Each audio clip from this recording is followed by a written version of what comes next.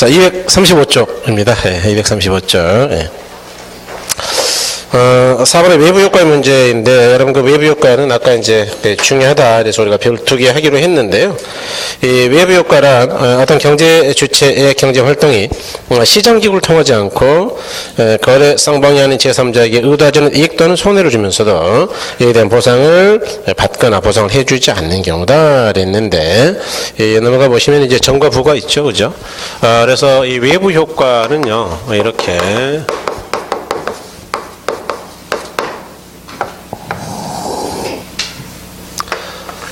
자, 전과 부의 외부 효과가 있다 그랬는데, 이제 시험에서 우리가 중요한 건 이제 부의 외부 효과예요. 그래서 부의 외부 효과 중심으로 정리하는 게 좋겠다 그랬네요.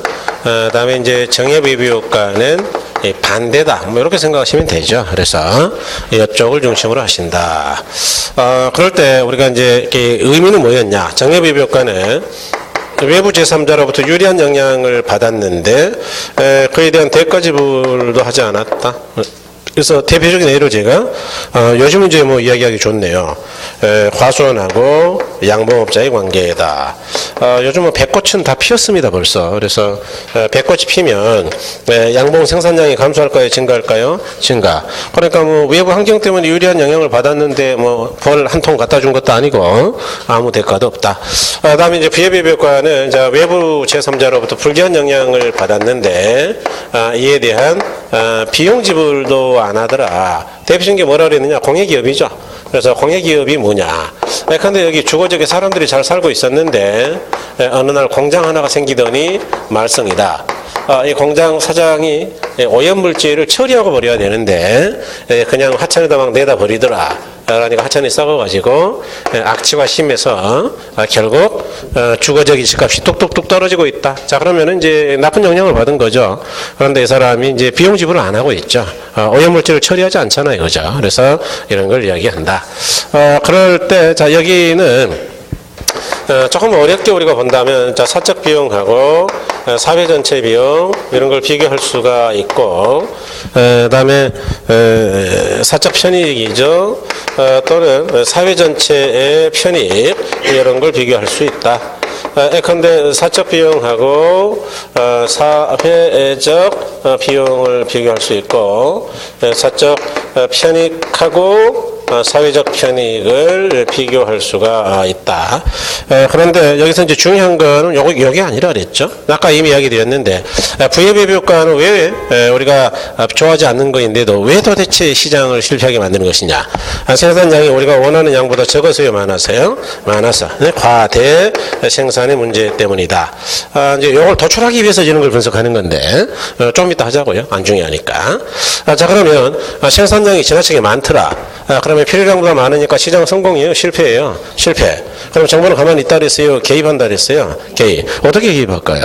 양이 너무 많으니까 양을 더 생산하도록 조정 정책을 써야 되는 거예요? 강력한 규제 정책을 써야 돼요? 그렇죠. 그게 논리적 흐름이에요. 그래야 이해가 쉬운 거죠. 그래서 강력한 규제 정책을 시행할 것이다. 그런 이야기죠. 예. 다시 말해서 이와 같이 환경을 오염시킨다 그러면은 야, 그냥 시키면 되겠어? 부담금 한번 내봐봐. 아니면 조세를 부과하는 거죠. 조세. 그래서 아니면 환경세를 막 때려요. 그러면 말을 안 듣더라. 그러면 아예 주거지역에는 얘가 못 들어오게 만들어야죠. 그런 걸 용도 지역 지구제라고 한다. 아주 중요하다 그랬죠, 이거. 다시 말해, 용도지역 지구제를 시행하면 부의 외부 효과가 남아있다고요? 제거된다고요? 제거. 못 들어오니까. 그러면 이제 부의 외부 효과가 없겠죠. 아예 막아버리죠. 자, 그러면 어떻게 되느냐가 이야기죠. 자, 그렇게 되면 공급자 입장에서는 어떤 문제가 있는 것이냐. 이 사람은 이제 물건을 만들려면 앞으로는 이제 오염물질을 처리를 하든지 아니면은 부담금을 내야 되니까 공급자 입장에서는 비용이 적어서 문제예요. 비용이 늘어나는 거예요. 늘어나죠. 그죠. 그러니까 애초에 이 사람은 균형가격이 500에 120개를 만들었어요. 아까 우리가 필요한 거는 100개라고 가정했잖아요.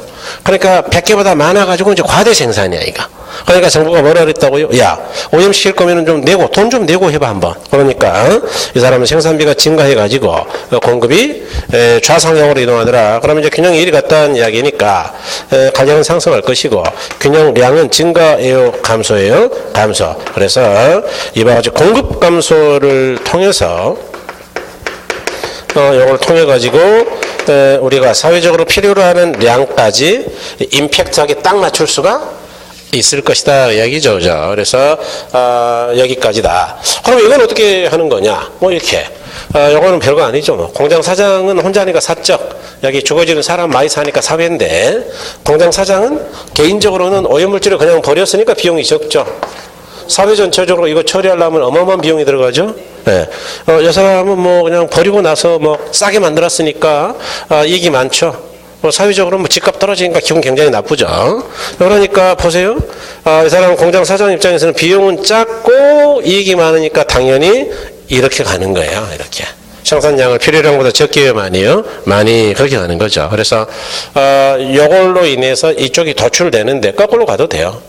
이걸 기억하고 이거 화대가 양이 많으려면 어떻게 돼야 되겠냐라고 거꾸로 가도 된다. 그러면 개인적 입장에서는 비용이 작고 당연히 이익이 많아야 되겠죠. 그래서 이렇게 된다. 그러면 정협의 효과는 뭐냐 그러면 반대.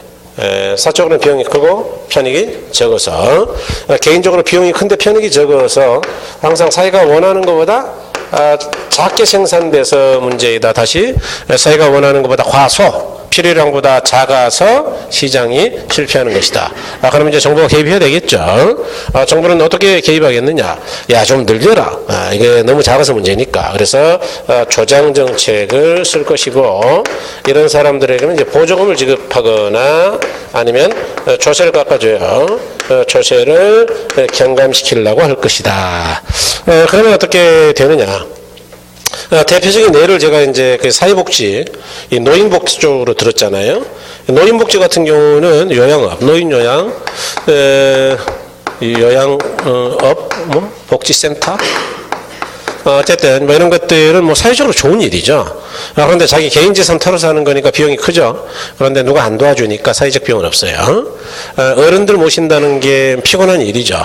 그러니까 개인적으로는 편익은 적은데 사회적으로는 아픈 부모님을 여기다 맡기고 일터에 나갈 수 있으니까, 그러니까 사회적으로는 나쁜 거예요, 좋은 거예요? 좋은 거죠. 그래서 이렇더라. 복지 쪽이 쉽지 않나 보더라고요. 주변에 제 아는 분들이 지금도 지금 몇 분 하고 계시는데, 사촌 여동생 하나는 문 닫았어요. 안산에서 하다가. 너무 힘드니까 닫아버리더라고. 그래서 뭐 할 거냐 그랬더니 오빠 좀 쉬면서 너무 피곤했대요. 너무나. 그래서 좀 쉬면서 뭐 고민해 볼게요 그러더라고요. 그래서 너무 많이 손해봤냐 그랬더니 이야기는 안 하는데 좀 손해본 것 같던데 보니까. 그러니까 보조금이 있는데 보조금 가지고 운영이 안 되니까 이게. 그래서 막 인원이 BP가 있나 봐요. 이것도 어르신들 뭐 한 50분 이상이라든지 이렇게. 근데 그게 안 되면. 어쨌든, 현재는 이제 시장의 수요 공급이 500원에 80개. 80개라는 이야기는 100개 필요량보다 적어서 문제다. 아까 우리가 필요량 100개로 생각했으니까요. 그러다 보니까 정부가, 야, 이렇게 좋은 일들은 많이 해야지. 그래서, 조장정책, 즉, 어르신들을 모실 때 보조금도 실제로 주고 있고, 이런 복지업 같은 경우는 이제 면세 사업이에요. 그러니까 조세를 제로.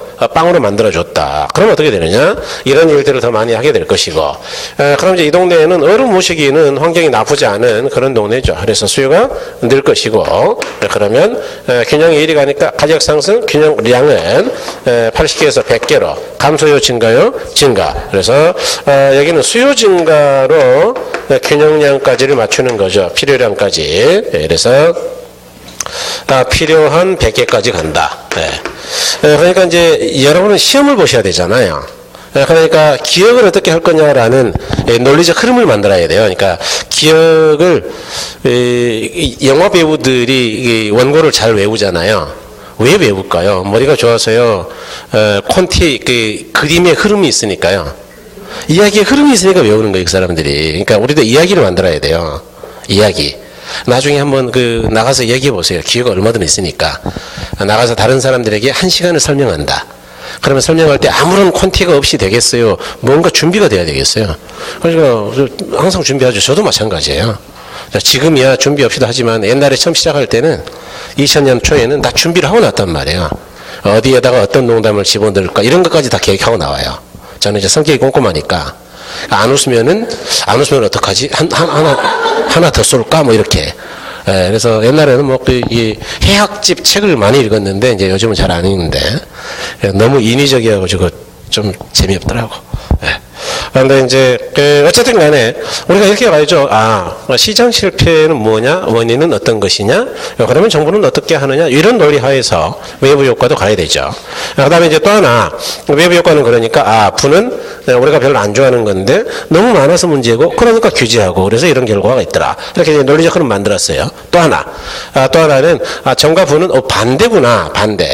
반대란 이야기는 이것도 정확하게 반대, 과대 과수도 반대. 여기는 공급이 줄고 여기는 수요가 늘고. 보셨죠, 그죠? 그러니까 이제 반대라는 걸 알았으면 양쪽 다 기억해야 될까요? 한쪽만 해야 될까요? 그렇죠. 그렇게 가셔야 돼요. 그래야 빠르게 합격으로 가는 거예요. 그래서 특히 시험에 잘 나오는 부를 중심으로 가야 된다. 그럴 때 이제 이와 같은 거를 이렇게도 이야기합니다만은 님비 현상. Not in my backyard. 그래서 제발 우리 집 뒷뜰에다가 그런 것 좀 갖다 놓지 마세요.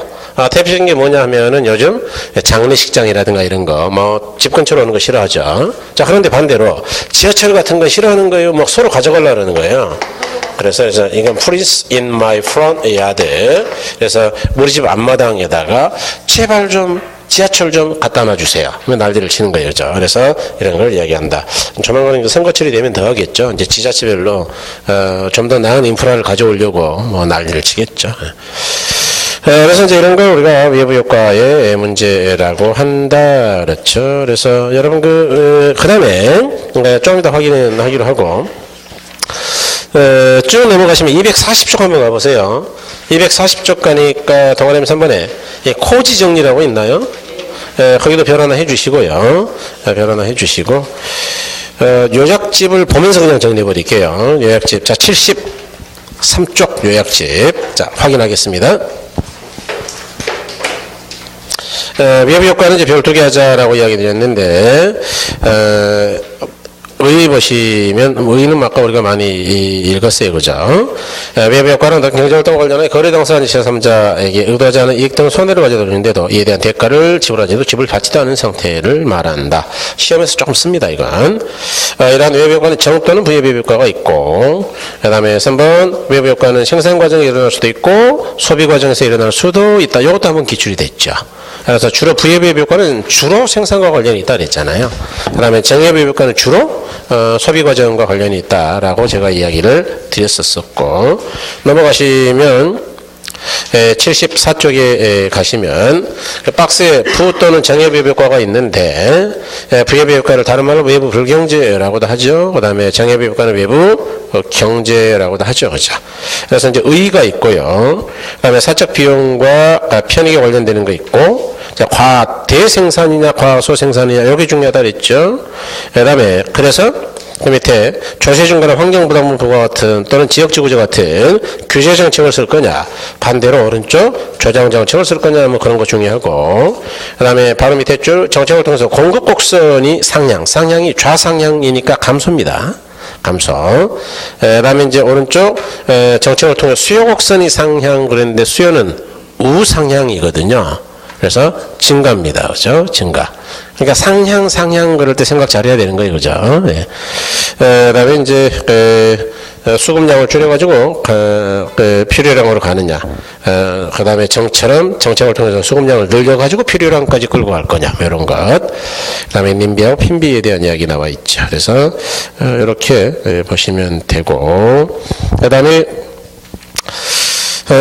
거기 옆쪽에 75쪽이죠. 자, 위에 볼까도 해결책인데, 해결책의 동그라미 2번 보시면, 도시적에서 영도적 지구재라든가 토지용 규제 등은 부여비 효과를 제거하는 주요한 법적 규제 수단들이다. 그러니까 가장 이게 정말 중요한데, 이 지역 지구재 같은 것들은 부여비 효과를 남겨놓는다고요. 제거하는 수단이라고요. 제거하는 수단이다. 뭐 이렇게 정리가 되셨어요. 그 다음에 이제 코지 정리는 우리가, 이미 뭐 저번에도 봤는데, 자, 변환 하시고요.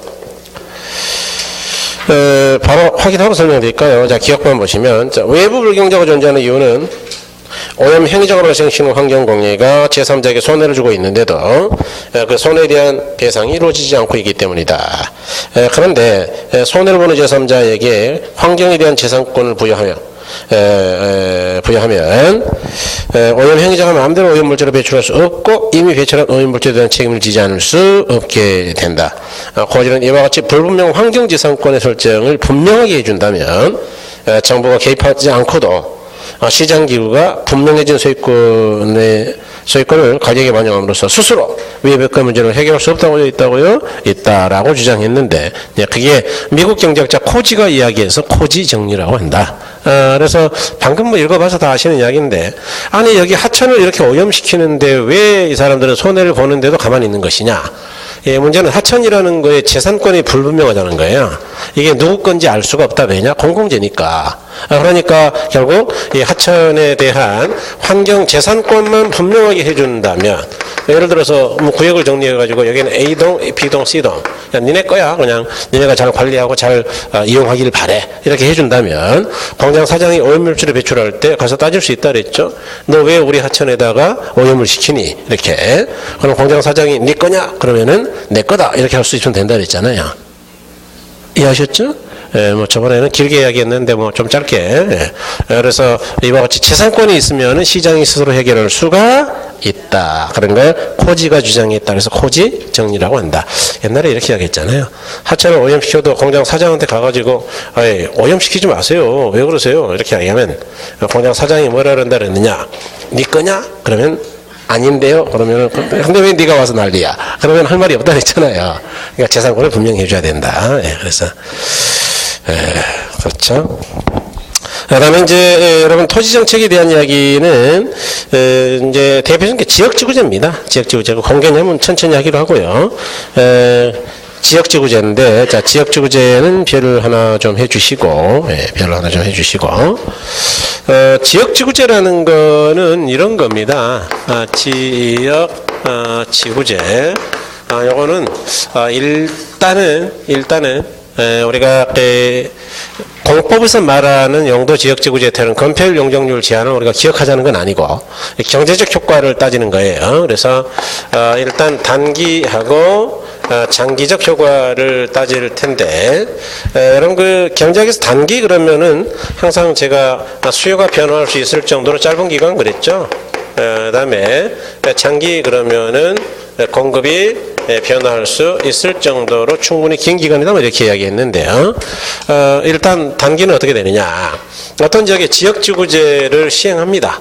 지역지구제를 시행해요. 그러면은 아까 우리가 뭐 이미 이야기 드렸는데 부예부 효과가 제거되죠. 요거는 뭐 진작에 이야기했어요. 부예부 제거할 수 있다라고. 그러면은 이 지역은 이제 어울리지 않은 것들을 제거하니까 어울리는 이용이 되지요. 그래서 살기 좋은 동네가 되니까 수요가 증가하는 것이고, 사겠다는 사람이 많아지면 수요가 증가하면 당연히 부동산 가격은 상승할 거예요. 그래서 요거는 이제 우리가 그래프로 분석해 본다면 이런 정도죠. 이런 정도인데요. 그런데 여기 수요 공급이 이렇게 있더라. 그럴 때 균형가격과 균형량이 500원에 100개라고 치자. 그럴 때 이제 아까 지역지구제 때문에 어울리지 않은 것들을 없애버려서 이제 수요가 증가했다 그랬죠.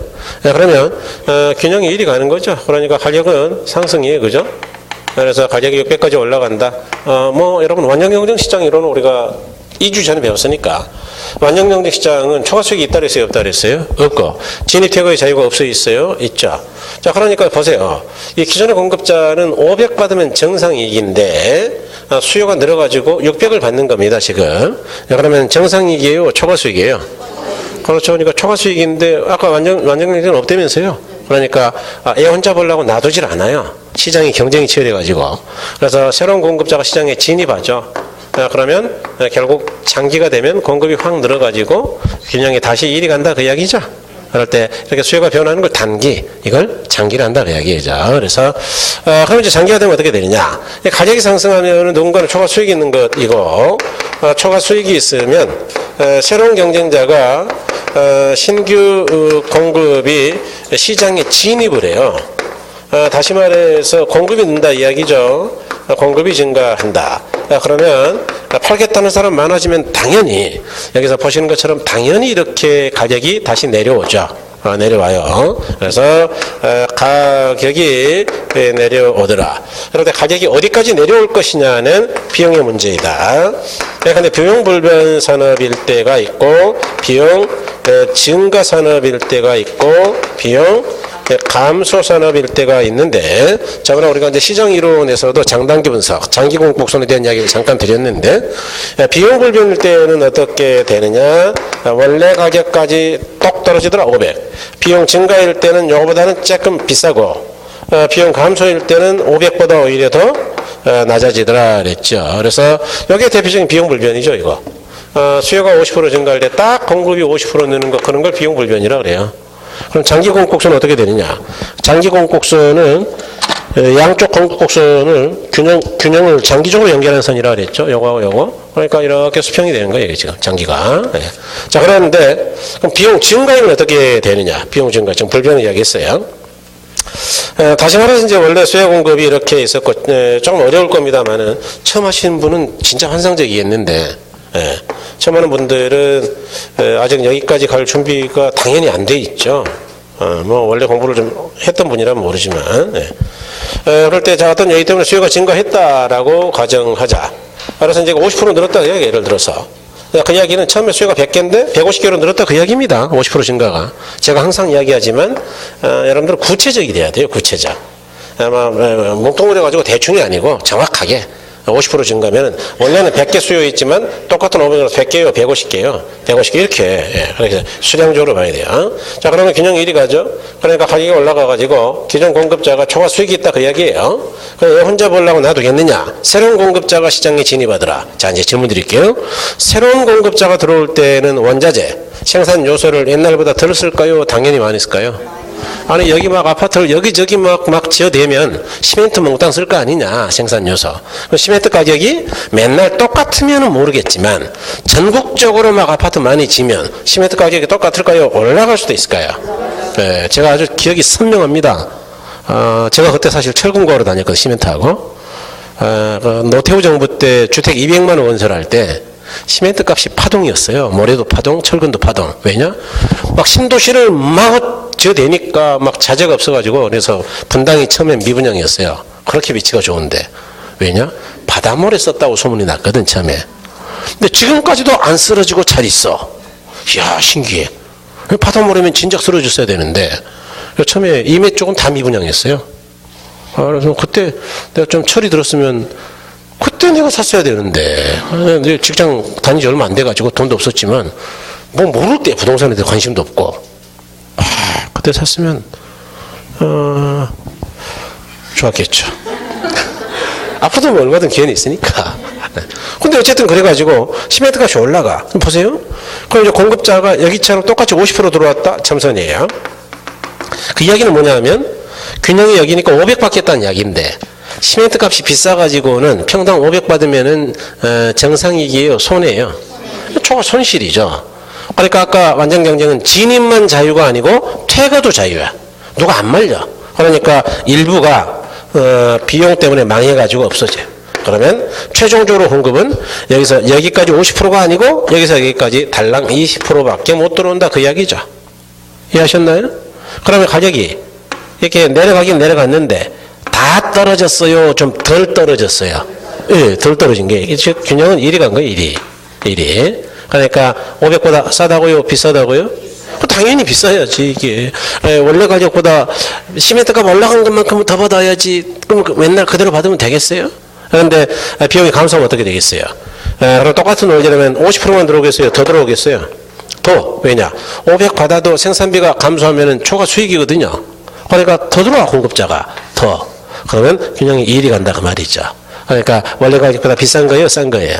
싸죠. 그렇게 가는 거예요. 그래서 이렇게 장단기 분석을 하는 건데, 그래서 이 경우에는 뭐 장기 공급이 이렇게 생긴 거, 이게 이제 비용 증가 산업이죠. 네. 그런데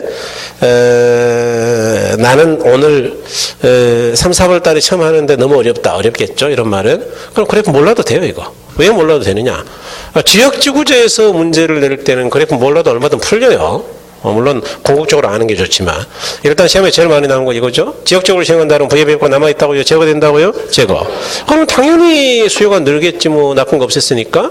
그럼 수요가 늘면 누가 모르겠어요? 가격 올라가는 걸. 뭐 가격이 올라가면 당연히 누군가는 떼돈 벌고 있을 것이고. 그럼 얘 혼자 벌라고 놔둔다고요? 새로운 경쟁자가 진입한다고요? 경쟁자. 그래서 공급이 늘어나면 팔겠다는 사람 많아지는데 가격이 올라가겠어요? 떨어지겠죠. 그러니까 여기까지 그냥 논리적으로 해도 안 되는 건 없다. 그래서 몰라도 알면 더 좋겠지만. 그래서 저는 이제 그런 핑계를 아주 별로 안 좋아합니다. 사실 개인적으로도 핑계 잘 안 되는데요. 핑계 대는 걸 싹 그렇게 존심 상해서 안 해요, 잘. 근데, 나는 이걸 모르니까 이거를 공부 안 하겠어. 이런 핑계는 무인면 핑계예요. 언제 뭐 다 알고 풀었냐? 솔직히 말할까요? 수석하는 사람을 제외하고는 40문제, 지문 5개를 다 알고 풀까요? 지문 4개 정도 보통 알고 풀까요? 보통 4개예요.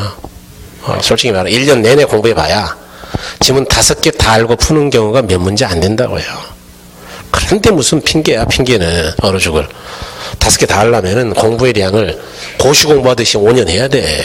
너 5년 뭐하러 해요? 가서 빨리 돈 벌어야지. 그렇지 않아요? 5개 알아서 뭐 할 건데 합격하고 돈 벌어야죠. 참. 그러니까 논리적으로 해서 해결된다? 그러면 되는 거예요. 적극성이 필요할 때죠. 적극성. 그래야지. 핑계를 자꾸 자기한테 핑계를 주면 안 돼요. 허리가 아파서 누웠다가. 이게 핑계죠. 그러니까 집에서 공부하면 안 돼. 집에서. 제발 부탁인데 집에서 하지 마세요. 저도 안 돼요. 저도. 죄송한데 저는 일생을 책을 읽어온 사람. 지금도 그렇고. 지금도 매번 책을 샀다가 못 읽기도 하지만 읽고 대부분 또 이제 일부 버리고. 그러니까 저는 맨날 책 버리는 게 일이에요. 하도 책을 많이 사대니까. 그런데 그럼에도 불구하고 집에서는 안 봐요. 집에서는 그냥 쉬는 거지. 막 왔다 갔다 막 복잡한데 뭔 책을 봐요. 설거지라도 도와줘야지.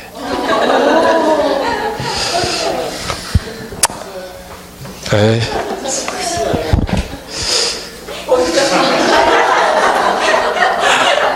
어디 가서 하냐고요? 시립 도서관 있잖아요, 다. 여기 남양주 도서관 없어요? 아니, 뭔데 사세요? 어디시죠? 양평. 양평 도서관 좋은 거 있단 말이에요. 왜 없어요? 제가 아는데. 차로 가면 되죠. 갔다 늦게. 그게 얼마나 속 편하냐 하면, 이야기했으니까, 도서관 가버려야지 집에서 설거지 안 해도 되는 거야. 집에 있어 봐요. 막 부산하게 돌아다니는데 어떻게 그냥 쳐다만 봐. 예. 그러니까 공부할 때는 무조건 피하는 게 방법이에요. 아니면 당신이 공부해. 뭐 그렇게 얘기하면 돼요. 너 그렇게 힘들면 당신이 공부하고 내가 그냥 설거지 할게. 이렇게 하면 학원 데리고 오세요. 딱 평가할 때 한번 오시면 돼. 그럼 완전히 기절을 하게 만들어줄게. 기절. 듣자마자. 그러면 이제 와 당신 진짜 힘든 공부하는구나. 이렇게. 그래서 이야기하세요. 가족 모시고 왔다고. 그러면 완전 기절시켜버릴게 그날에. 진짜 한번 모시고 오세요. 찐하게 어렵게 한번 해드릴 테니까. 다시 보강을 하는 수가 있어더라도. 그래서 무조건 피해야 돼요. 그래서 도서관 가셔야 됩니다. 도서관. 집에서 2시간을 앉아있다. 그분은 어마어마한 독종이고요. 솔직히 말하면 2시간 못 있어요. 한개가 보통 40분에서 50분 1시간. 그러면 꼭 일이 꼭 생겨요. 전화도 반드시 일이 생깁니다. 뭔가 빨래도 해야 될 것 같고 뭐 그런 거. 지역지구제. 그래서 학원에서 남아서 하시는 것도 굉장히 좋고요. 아니면 도서관 좋습니다. 도서관 요즘은 너무 잘 돼 있어요. 지자체 도서관이. 정말 감사할 일은 너무 잘 돼 있어요. 가면은 인터넷 빵빵 터지고 다 공짜예요. 왜 이렇게 잘했는지 몰라. 옛날에 좀 잘해놓지. 옛날에는 그 안 돼가지고 옛날에는 다 고시공무원 애들이 남의 대학들 가가지고 공부하는 애 있잖아요. 옛날에는. 그래서 그 지역에 있는 대학 막 학생증 구해가지고 그렇게 공부했거든요. 근데 지금은 그럴 필요가 없어요. 그러면 지역지구제죠. 그래서 76조 계속 확인해버리면 변환해 주시고. 자, 어울리지 않은 토지용을 유지함으로써 부의 효과를 제거 또는 감소시키는 목적이다. 그거 꼭 기억하셔야 됩니다. 그 다음에 이제 이 단기적 효과를 했는데, 지역적으로 실시하면은 부의 효과가 제거되고 수요가 증가하고 간격이 상승하고 그래서 기존의 공급자한테는 초과 이윤이 있다. 여기까지. 그 다음에 이제 장기적 효과에서 신축 허용만 보시면 돼요. 신축 제한은 아직은 큰 의미는 없고요. 신규 공급자 시장 진입은 공급이 증가하고 그러면 가격이 하락할 것이고, 비용 증가 그러면 원래 그대로, 비용 일정 그러면 원래보다 조금 높게, 자 다시 비용 증가는 원래보다 높게, 비용 일정 그러면 원래 그대로, 비용 감소 그러면 원래보다 조금 낮게 이렇게 되겠죠, 그죠? 그래서 이런 이야기다. 그 다음에 이제 여러분 그 지역지구제의 장단점인데요. 단점에 한 두 개만 기억해 주시죠. 거기 니은번에 두껍게 써진 거 형평성이라고 있나요? 뒷번에 경직성 있나요? 문제 나온다면 이거밖에 없어요. 그러니까 요것만 기억하시면 돼. 뭐냐면 용도 지역지구제라는 게 뭐 이런 거 아니에요, 사실은. 어떤 지역은 중심 상업적이에요. 어떤 지역은 그런데 그린벨트래요. 그럴 때 아시다시피 이쪽은 건폐는데 용적률 제한이 같아요, 달라요? 다르죠. 그러니까 언제 제가 내 땅은 그린벨트로 좀 개발장으로 좀 지정해 주세요라고 요구한 적도 없고 정부가 알아서 그냥 법에 따라 하는 거예요. 도시관리계획으로. 그러니까 이거는 평등은 절대 기대할 수가 없죠. 형평성. 그래서 형평성은 아주 문제가 된다라는 점이고 어쩔 수 없어요. 공익을 위해서 이제 형평성을 그냥 포기하는 거예요. 또 하나는 뭐냐면 이제 경직성인데, 경직성이라는 게, 그럼 이제 그린벨트로 지정됐다 치자. 그런데 현재 실제 이용은 사람들이 불법적 점유 또는 이용을 하고 있더라. 그러면 현실의 이용에 맞춰서 주거지역이라든지 이렇게 이용을 바꿔야 될 거 아니에요, 용도지역을. 그런데 관리계, 법에 의해서 바꿔야 되니까 이게 바꾸는 게 쉬울까요, 어려울까요? 어렵겠죠. 그러니까 경직적일 수밖에 없죠. 그래서 그러다 보니까 국민을 범법자로 만들 수도 있다. 뭐 자기가 살 데 없어가지고 싼 그린벨트 들어가가지고 천막 치고 사는 건데 그걸 어쩌란 말이냐. 아니면 집을 하나 구해주든지 뭐 이렇게 따질 수 있지 않냐. 그러니까 두 가지 문제가 가장 심각한 문제다라는 거 기억해 주시고요. 그 다음에 지역주기적 보완 체크를 했는데 그런 건 뭐 안 해도 거의 관계없는데 나중에 필요한 부분은 할게요. 그러니까 놔두시고. 자, 넘어가세요. 넘어가셔서 여러분 그냥 요약집 본 김에 요약집 먼저 확인 쭉 할게요. 요약집 79쪽 가시면 여러분 그 토지은행이라고 있나요? 토지은행 별안하시고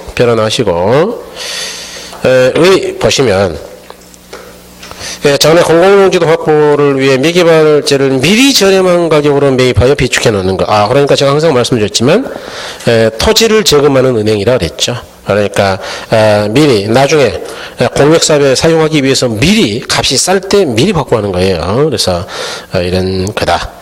그래서 이제 이 토지은행 장점 그러면 동그라미 1번, 2번 정도 이야기할 수 있죠. 공공용지를 쌀 때 사뒀으니까 저렴하게 확보한다. 그 다음에 동그라미 2번, 계획적 개발이 가능하다. 그러니까 민간이 이용했다면 투기적 이용을 할 수도 있는데 정부가 하니까 비계획적이요, 계획적이요, 계획적. 그 다음에 4번도 중요해요. 가끔 써먹을 수 있어요, 시험에서. 토지 수용보다는 토지은행이라는 건 협의의 의미였어요, 기본적으로. 야, 뭐 기왕 팔 거면 너가 나한테 팔지 그러니? 이렇게. 그러니까 이거는 재산권의 침해 정도가 큰 거예요, 적은 거예요. 그렇죠. 수용을 강제로 뺏어버리는데 뭐 안 한다 그러면은 그냥 뺏는 거 아니에요. 재결이라는 걸로. 그러니까 그렇죠. 그런데 이제 단점은 동그라미 일본에 막대한 토지 매입비의 부담이 있다. 요거는 제가 두꺼운 줄을 잘못했네. 밑에다 할 게 아니고 위에다 해야 되는데. 동그라미 1번 토지 매입비의 부담이 있다. 그게 가장 시험에서 중요해요. 그 다음에 두 번째가 동그라미 2번이에요. 매입 토지에 대한 관리 부담이 크다. 그러니까 정부가 관리하는 것들이 사실 관리가 잘 안 돼요. 그래서 이렇게 이렇게 보시면 되고요. 그 다음에 이제 자 기본서로 오셔가지고요. 기본서. 네, 우리가 이제 지역주거제 아까 봤고, 자, 243쪽, 44쪽. 네, 가니까 토지은행 방금 보셨죠, 그죠? 토지원에 이제 보셨고요. 그 다음에 그 법에 대한 거 필요 없어요, 아직. 예, 됐고. 그 다음에 쭉 넘어가셔서 249쪽에 가시면 주택정책이라고 나오는데, 이 주택정책은 앞부분에 뭐 일반, 시험에 안 나옵니다, 그런 건. 그냥 읽어보시고요. 넘어가셔가지고, 이번에 임대료 규제를 했는데 거기다 별을 세게 하시고, 이 임대료 규제나 임대료 보조 또는 공공임대주택은 시험에서는 반드시 나오는 부분이죠. 그래서 아주 중요합니다. 그래서 이제 임대료 규제라는 거는 뭐냐. 그래서 이제 뭐 한번 살펴보면서 얘기 드린다면 이런 거죠. 개념 보시니까, 자, 기본서 251쪽입니다. 개념 보시면, 임대료 규제 또는 임대료 한도제란, 자, 주택의 소유자가 특정 수준 이상으로 임차인에게 임대료를 부과할 수 없도록 하는 제도로, 정부의 시장에 대한 직접적 개입이 한 유형이라고 할 수 있다. 아까 제가 임대료 규제는 직접적 개입이라고 그랬죠? 그래서, 이렇게 이야기할 수가 있다. 그럴 때 이제 그 밑에 임대료 규제 효과를 했는데, 이제 주로 이 효과를 우리가 좀 잘 보셔야 되는데요. 임대료 규제는, 좀 정리가 잘 돼 있어야 되는 이유가, 요게 잘 돼야 분양가 규제를, 공부하지 않고 풀 수 있어요. 그렇지. 이게 잘 정리가 안 돼 있다 그러면은, 분양가 규제까지도 문제가 된단 말이죠. 그래서 임대료 규제도 시험에 좀 나왔지만 분양가 규제도 대략 한 4-5번은 나왔기 때문에 그것도 또 무시할 수는 없어요. 그래서 임대료 규제는 뭐 거의 한 20번 가까이 나왔고, 그러니까 정리가 돼야죠. 이걸 다른 말로 최고가격 규제이다 또는 임대료 한도제이다라고도 하는데, 이런 이야기죠. 예컨대 정부가 현재 시장 임대료가 너무 비싸다라고 생각했다. 그래서 어떻게 했느냐, 일정 수준 이상 받지 못하도록 규제했다. 그럴 때 여기 이제 수요 곡선이고 여기가 공급 곡선이다라고 가정하자. 그럴 때 현재 균형 가격과 균형 임대료, 균형 가격과 균형량이 이렇게 됐다고 치자. 예컨대 평당 500이고요. 그 다음에 100개가 유통되고 있다고 치자. 정부가 보니까 서민들한테는 전셋집이 평당 500 너무 비싸다라고 한 거예요. 그래서 어떻게 했느냐, 야, 너무 비싸니까 앞으로 300 이상 받으면 죽을 줄 알아. 이렇게 규제했다. 그러니까 여기서 정말로 중요한 거는, 여러분이 지금 이걸 기억을 못하면은 이제 그건 조금 심각해요. 정부는 현재 임대료가 비싸니까 규제하는 거예요. 그러면 이보다 높게 규제하는 게 바람직하겠어요? 낮게 규제하는 게 바람직하겠어요? 그렇죠. 만일 이보다 높게 규제한다 그러면은 아무런 효과가 없어요. 그것도 기억을 하셔야 돼요. 왜냐하면 나중에 써먹을 때가 있어서 그렇거든요. 예컨대 낮게 규제한다는 이야기는, 자, 그래프의 의미 보자.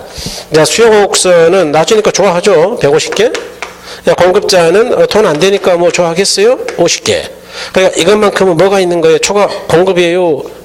얘가 많으니까 초과 수요예요. 그렇죠. 그러니까 초과 수요가 발생하죠.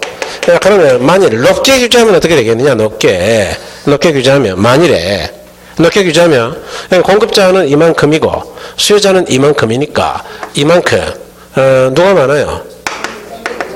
그러면 초과 공급이 있겠느냐라는 게 시험에 잘 나온다 그 말이죠. 있을까요? 없을까요? 없어요. 효과 없다면서요. 아니, 높게 규제하면 아무런 효과가 없다면서.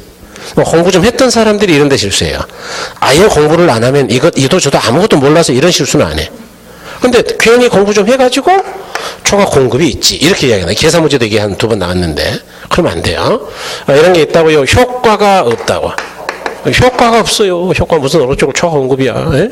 그래서 이렇게 이야기해야 돼요. 그러니까 이제 일단 뼈대 잘 잡아야 되고, 자, 그럴 때 이 사람 입장이죠, 임차인. 그 다음에 이 사람 입장이 임대인이죠. 그 다음에 이걸 규제하는 게 정부죠. 이들 입장에서 어떤 효과가 있느냐. 임차인 입장에서는, 자, 방금 보셨죠. 초과 수요가 있습니다.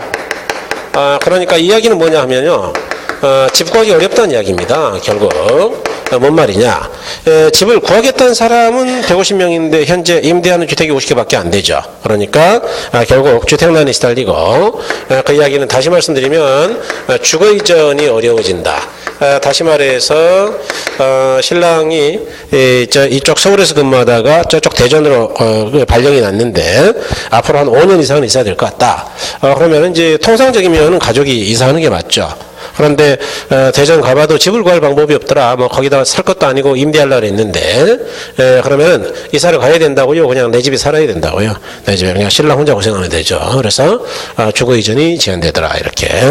그다음에 이제 임대인의 입장인데 임대인이죠.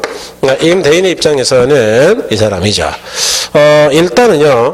기존 임대주택은 용도 전환이 이루어져요.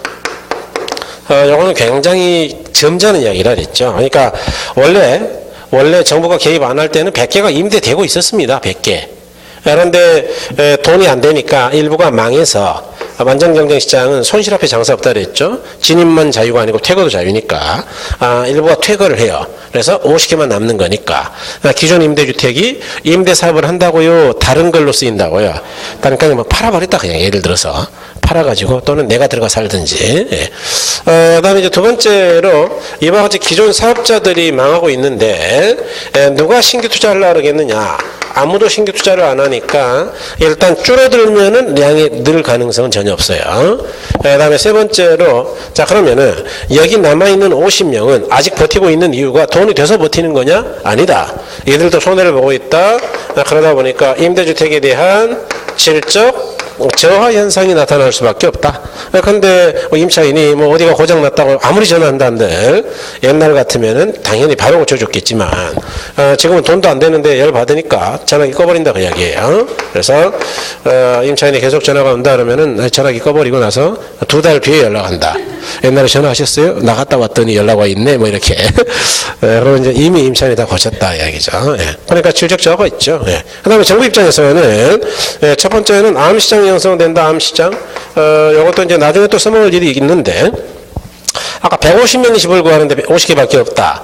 그럼 나머지 100명은 어떻게 집을 구하느냐? 뒷거래 하죠, 뒷거래. 그래서 이렇게 50개하고 수요곡선이 만나는 바로 이 점까지 추가 지불을 해요. 이걸 음성적 지불이라 그러는데 이런 걸 음성적 지불이다. 뒷돈 낸다 그 이야기죠. 이와 같은 걸 우리는 뭐라 그러느냐? 정상시장이 아니고 뒷거리 하는 거니까 암시장이다라고 이야기한다. 그래서 암시장이 형성된다. 암시장이 형성된다는 이야기가 뭡니까? 그러니까 이게 서민들을 위해서 만든 건데 실제로는 여기 이 300이 아니고 이만큼 내야 된다면 예를 들어 800이라 치고 이렇게 내야 된다면 서민을 위한 거예요? 괴롭히는 거예요?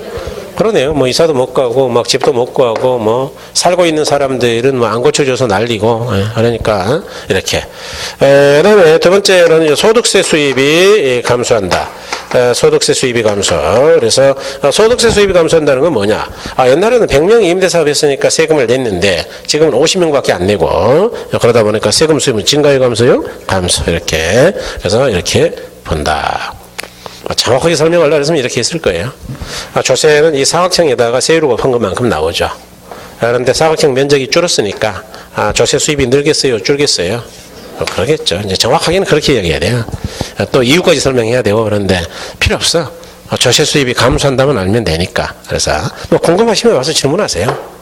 왜 가격 곱하기 량이라는 게 수입이고 거기다가 세율을 곱하는 게 세금인지 뭐 그런 건 개인적으로 하세요. 시험에서는 아무 관계 없으니까. 이제 이런 느낌 좀 드시나요? 임대료 규제는 어쨌든 서민들을 위한 제도죠. 정부가 서민들을 위해서 배려하는 아마도 이쪽에 가까운 기능이겠죠. 이해하셨나요? 뭐 서민들을 잘 보호해야 좀 이들의 주거 문제를 해결해 주겠다 이런 느낌 아니에요. 그러니까 정치적 기능이 가까운데 그런데 문제는 지금 보니까 서민들한테 굉장히 도움이 되는 것 같아요. 좀 문제가 있는 것 같아요. 그래서 이제 앞으로 이거는 마구마구 비판을 해야 된다 그 이야기죠. 예를 들어 볼까요? 이거는 초단계만 써야지 장기 쓰면 안 돼요. 이유가 뭐냐? 여기 량이 줄어드는 게 공급이 주는 건데 공급 여기 주는 거예요. 이거 량이 주는 거 이게 공급의 감소는 단기에 되는 거예요, 장기에 되는 거예요. 장기. 그러니까 줄어들기 전까지는 괜찮아요. 줄어들면은 문제가 되는 거예요. 이해하셨어요? 수요는 바로 늘어요. 그래서 가격 싸다 그러면 수요는 여기서 150개로 바로 는단 말이에요. 그런데 공급은 시간이 필요해. 왜냐? 팔아먹어야 되니까. 그래서 이렇게. 그다음에 세 번째로는 이 소득세 수입이 감소한다. 소득세 수입이 감소한다는 건 뭐냐? 소득세 수입이 감소한다는 건 에이씨 때려칠래 막 이러면서 옆집 아줌마랑 이야기하다가 임대 자기 돈도 안 되지 막 돈 안 되지 막 내놓고 하루아침에 안 팔리는 거니까. 그래서 그런 문제가 있다. 또 하나, 왜 그럼 공급자가 이걸 팔아치우는 거예요? 이익에서 손해에서요. 그러면 공급자가 손해 안 보게 해주면 되겠네요. 공급자가 손해 안 보면 안 팔 거 아니에요. 그래서 그걸 공급자 지원 정책이라 그래요. 그런 걸 통해 가지고 임대료 규제의 단점을 극복할 수는 있다. 그래서 나중에 이제 조금 더 고급 과정으로 가면 5, 6월에는 이제 그렇게까지 가죠. 그러니까 아직은 여러분 공부가 지금도 많이 하셔야 되는데요. 아직은 덜 됐어요, 솔직히 말해서. 그래서 아까 뭐 우리 부원장님도 점수들이 안 나왔다고 좀 걱정하는 것 같습니다라고 이야기하길래 제가 이 정도면 잘 나왔네. 잘 나왔어. 공부 안 하는 거 치고는. 이렇게 이야기했는데 뭐 공부했다고 뭐 지금 공부한 거 없어요, 별로. 예. 조금씩 더 쌓아가야 돼. 계산 문제 지금 적극적으로 안 했잖아요. 계산 문제도 쌓아가야 되고 많아요, 할 게 지금. 그래서 5, 6월, 7, 8월 가면은 쫙 이제 올라갑니다. 그러려면 기초가 쌓여 있어야죠. 맨날 이야기만 또 할 수는 없잖아. 이해하신 거죠? 그러니까 좀 이해해 주시고요. 이제는 아까 집에서 공부한다고요? 도서관 간다고요? 도서관 가셔가지고 넘어가셔가지고 여러분 그 254쪽에 임대료 보조 정책, 자 별 2개 해주시고요. 임대료 보조. 임대료 보조 정책이란 정부가 일정 수준 이하의 저소득층의 임대료를 전액 또는 일부 무상으로 보조하는 것은 물론 소득공제 또는 장기적인 대출 등의 형태로 이루어지는 것을 말한다. 이 정책은 저소득의 임대료에 대한 부담을 경감시켜주는 효과가 있어서 결국 임차인의 실질 소득을 증가시키는 효과가 있다 그랬죠. 그래서 임대료 보조인데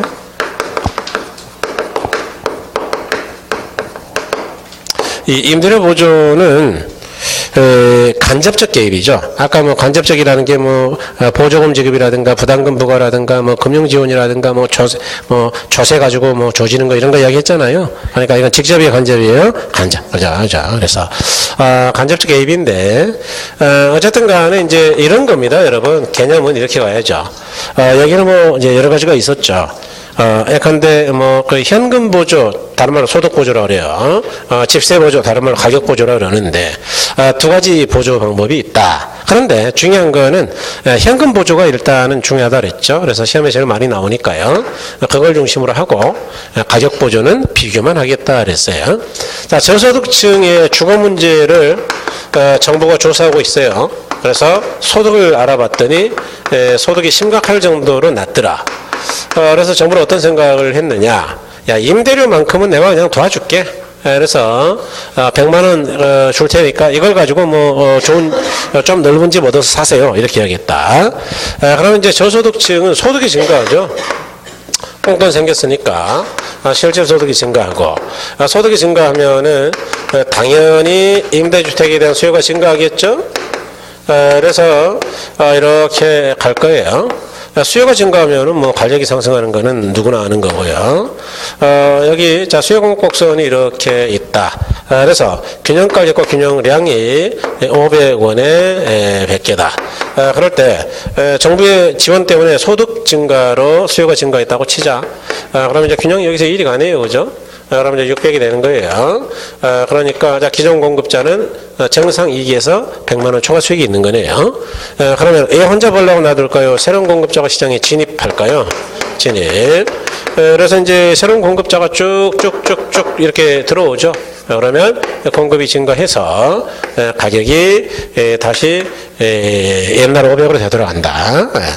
그래서 가격이 떨어진다고 이야기죠. 자, 그렇지만 균형이 여기서 1이 같다는 이야기는 가격은 그대로이지만 량은 감소해요, 증가해요? 증가. 그렇죠. 그래서 이거는 수요와 공급이 둘 다 증가하기 때문에 량이 증가한다는 점이 일단 가장 큰 장점이다. 다시.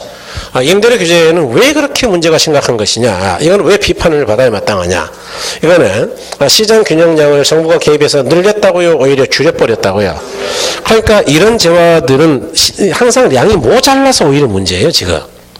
그러니까 그렇지 않아도 필요량보다 부족한데 가난한 사람들을 위한 재화가 넉넉한 거 본 적 있으세요? 없어요. 그러니까 없는 게 서러운 거예요. 돈도 없는데 구할 수도 없어. 몇 개 안 되니까. 그래서 그런 사람들 모자랐는데 정부가 개입해가지고 더 줄였어. 늘린 게 아니고. 그러니까 이거는 시장을 교란할 수밖에 없다 그 이야기예요. 그런데 얘는 줄였어요, 늘려줬어요. 그거 얼마나 좋은 거냐. 늘려줬으니까 일단 가격은 그대로이고. 예. 그 다음에 또 하나, 정부가 이걸 주면서 뭐라 그랬느냐. 야, 이거는 집을 구하라고 준 거다. 집. 예, 그러니까 주택 구입에만 사용을 하세요. 주택 구입. 그래야지 뭐 무슨 소주를 먹거나 애들 패거나 그러면 안 됩니다. 이렇게 이야기했다 그 이야기예요. 그래서 집을 구할 때 계약서 가져오세요. 계약서 보고 100만 원 줄게. 그것도 집주인한테. 이렇게 이야기했다. 그러면 이건 다른 데로 쓸 수 있는 거예요, 없는 거예요? 없죠. 그러면 저소득층은 집만 넓은 데 사는 거냐? 아니다. 예컨대 여기 자기가 벌던 여유돈이 있으니까 이 돈 가지고는 주택 이외에 다른 재화를 구입할 거 아니냐. 그러면 주택 구입만 늘어났다고요? 다른 재화의 구입도 증가한다고요? 다른 재화.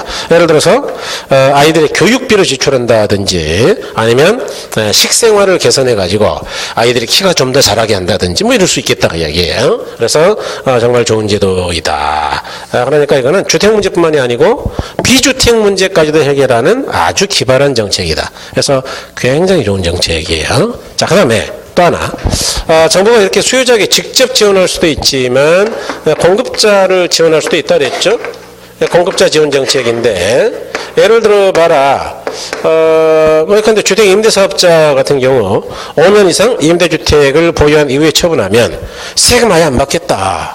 그럼 돈 많은 사람들은 집값도 싸고 막 경기 안 좋을 때는 임대사업 안 하려고 그럴까요? 하려고 그럴까요? 뭐 우리 IMF도 그런 이야기를 했죠. 그런 일을 했어요. 그러니까 세제 혜택 준다 그러면 공급이 늘어나죠. 그럼 이제 보세요. 공급이 늘어나면은 당연히 가격은 떨어지죠. 뭐 임대하겠다는 사람 많아지면 임대료가 올라갈 리가 있겠어요. 그래서 500원에 100개다. 그런데 그러면 이제 임대료 떨어진다 그 이야기죠. 그래서 이렇게 공급이 증가하니까 임대료가 균형 일이 같잖아요. 그래서 400까지 떨어진다. 400 떨어졌어요. 그러면 임대주택 가격이 싸니까 수요가 감소하겠어요? 증가하겠어요? 증가. 그래서 수요가 증가할 거 아니냐. 그러면 도로 가격은 올라갈 거다. 보니까 여기서 1이 올라가요. 균형이 1이 왔잖아요, 결론적으로. 그러니까 가격은 다시 500이 됐고, 균형량 감소요, 증가요? 증가. 이것도 수요 공급이 둘 다 늘었으니까 당연히 우리 양은 증가다, 그 얘기예요, 양은. 그러니까 일단 좋은 정책이에요. 그런데 여기서 끝나면 안 되죠. 뭐 이건 이미 다 했죠. 여러분 이거 자, 두 가지 정책을 우리가 비교해 봐야 될 거 아니에요, 효과를.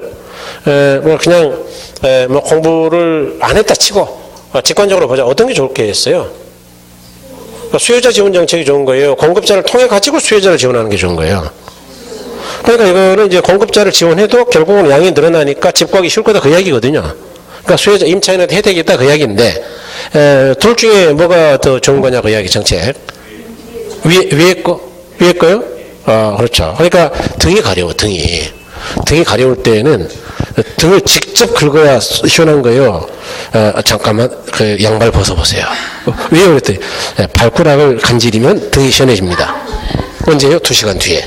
이게 간접적이어야 되는 거예요? 직접 해야 되는 거예요? 직접이죠. 직접. 그러니까 뭐 참 깝깝한 이야기 아닙니까? 이거 좋은 정책이긴 하지만 왜요? 이거는 공급이라는 게 단계 증가요, 실은 장기예요. 그러니까 정책 효과가 느리단 말이에요, 이게. 그러니까 안 좋은 건데 그럼에도 불구하고 이제 공급자 지원 정책을 쓰긴 하죠. 그래서 공급자 지원 정책은 단점이 뭐냐? 또 하나는 요거는 시험에 나왔다 그랬죠. 임차인의 입장에서는